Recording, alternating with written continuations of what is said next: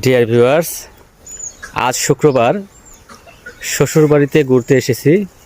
আজ আপনাদের দেখাবো আমার শ্বশুরবাড়ির যে লিচুর বাগান, আমের বাগান, সেগুলো আপনাদেরকে ঘুরে ঘুরে দেখাবো। চলুন তাহলে দেখা যাক।